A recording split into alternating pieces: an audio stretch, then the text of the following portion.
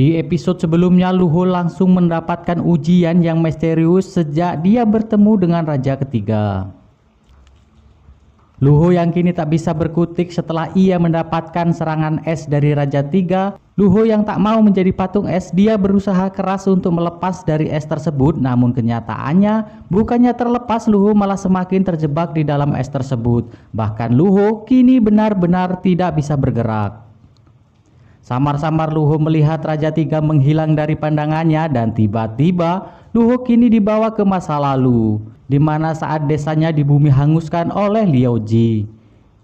Ia melihat kejadian yang sama di saat tetua dibunuh oleh Liao Ji. Tapi anehnya, saat ini tetua menatap tajam kepada Luho dan mengatakan bahwa penyebab semua kekacauan ini adalah Luho. Jelas itu membuat Luho jadi merasa bersalah. Ia pun melihat kakak perempuannya yang saat itu sedang terluka. Luho pun segera bergegas menolongnya, tapi tak disangka justru kakaknya marah dan menusuk perut Luho. Dia juga berkata jika dia sangat menyesal kenapa dia saat itu menyelamatkan Luho, sehingga hal itu malah membuatnya terbunuh. Tak lama kemudian Luho berada di dimensi yang lain. Dia berada di sebuah hutan, tepat ia bersama dengan Xiu. Dan benar saja saat ini ia melihat Xiu berjalan menuju upacara kedewasaan. Luho pun jadi panik dan segera menahan Xiu karena Luho tahu kalau Xiu akan mati. Tapi tiba-tiba saja Xiu pun menusuk perut Luho. Ia sangat marah kenapa Luho kembali. Ia mengatakan kalau Luho lah yang menyebabkan semua ini. Tak berlangsung lama Xiu pun sudah tergantung dan dengan wajah yang pucat sekali lagi Xiu mengatakan kalau nasib buruk yang dialaminya semua ini gara-gara Luho. Jelas hal itu membuat Luho merasa sangat bersalah. Tiba-tiba Luho kini dibawa ke tempat Liao Ji. Dan di saat Luho melihat Liao Ji, Luho pun segera meluapkan kesalahannya karena menurutnya semua yang terjadi ini gara-gara Liao Ji. Tapi dengan mudahnya Liao Ji pun melemparkan Luho dan tak berselang lama Shinji juga datang. Kedua leluhur Asura itu mengutuk Luho kalau Luho memang benar-benar sampah. Luho sangat mengecewakan mereka, lalu mereka melemparkan Luho ke lautan darah dan menurutnya Luho adalah sampah yang tak berguna.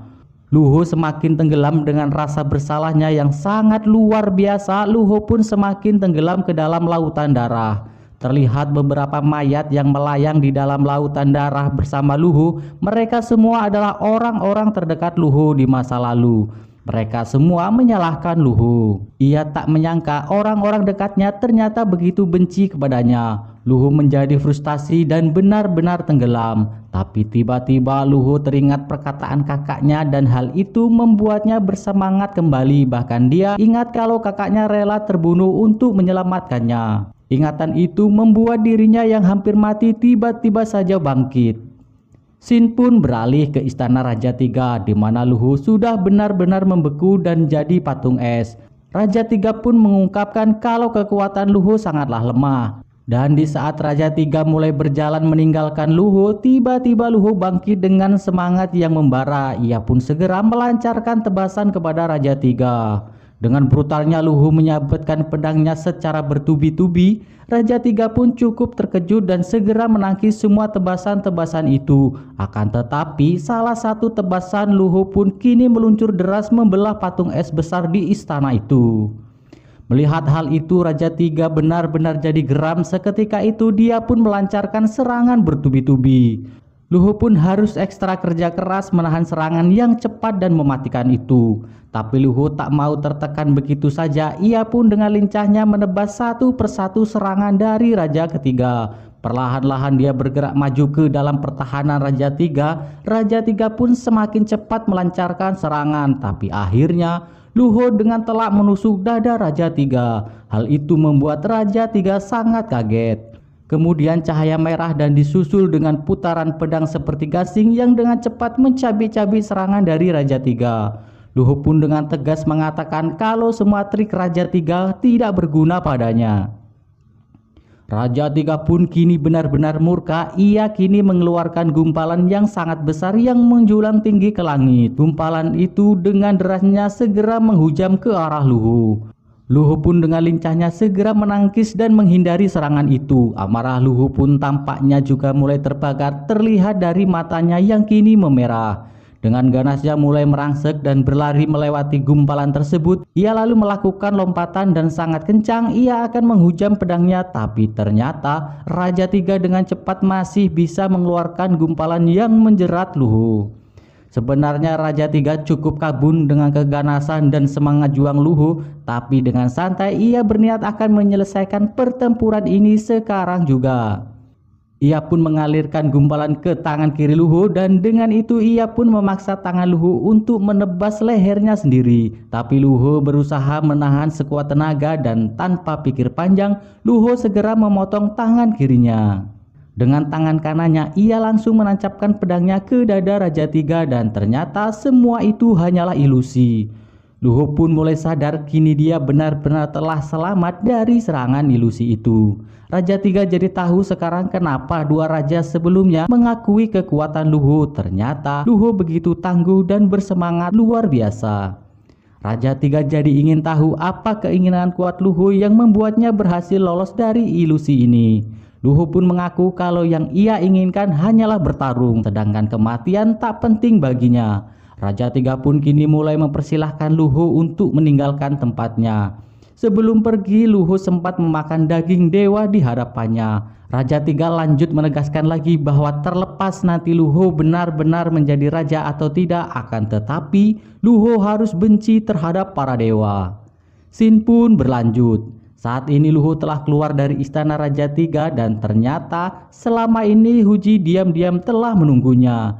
Jelas ia sangat senang ketika melihat calon rajanya benar-benar berdiri di luar istana. Huji pun segera membangunkan ayahnya. Mereka berdua pun sangat antusias ketika dapat kembali bertemu dengan calon rajanya. Luho pun senang melihat kedatangan mereka berdua. Scene lalu beralih di istana surgawi. Terlihat para dewa muda kini sedang melakukan latihan simulasi perang dengan tentara zirah emas. Terlihat Tanta menghajar satu persatu prajurit zirah emas yang mengeroyoknya dan tak berlangsung lama semua prajurit itu pun tumbang dibuatnya. Para prajurit itu pun jadi mengeluh dengan kekuatan Dewa Tanta yang semakin kuat walaupun mereka semua tak dibunuh oleh Tanta. Tapi mereka cukup merasa sangat kesakitan sehingga mereka mengusulkan agar lain kali tidak menjadikan mereka sebagai musuh dalam latihan.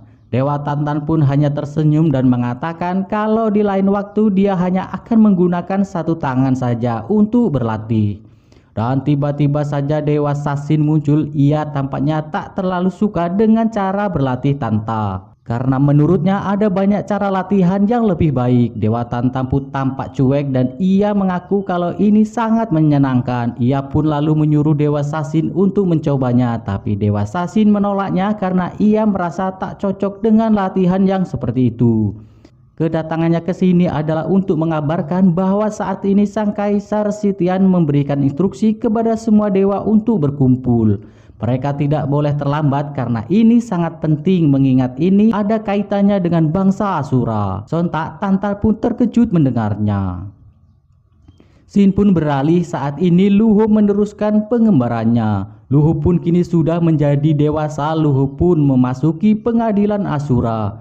Dia menantang semua Asura dari suku manapun dan kemudian ia akan maju untuk menjadi raja keempat.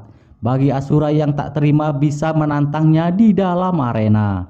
Para penantang Luho pun kini sudah berkumpul di dalam arena. Mereka semua mulai maju untuk mengeroyok Luho. Luho pun segera membakar jiwa tempurnya. Ia pun segera lompat dengan deras dengan gerakan yang sangat cepat dan tak terlihat oleh mata. Luho pun seketika menebas semua orang di situ. Hal ini persis seperti yang ia lakukan dulu. Hanya dengan sekali lompatan ia dengan cepat melakukan ratusan tebasan yang dengan cepat membuat semua penantangnya pun terbelah dan tewas semuanya.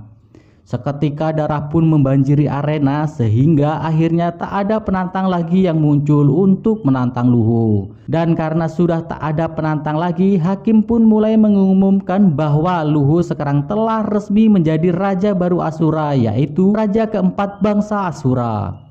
Seketika stadion pun menjadi bergemuruh. Seluruh Asura pun berteriak dengan heboh menyambut raja baru yang telah lama diramalkan akan muncul dan membawa bangsa Asura kembali ke surga.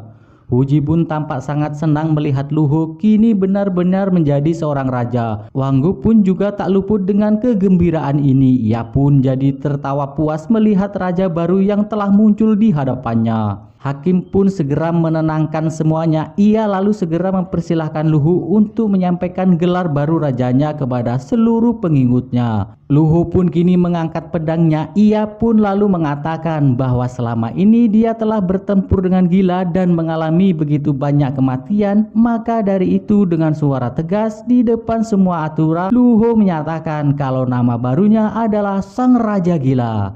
Dan film pun bersambung. Terima kasih sudah sampai di sini.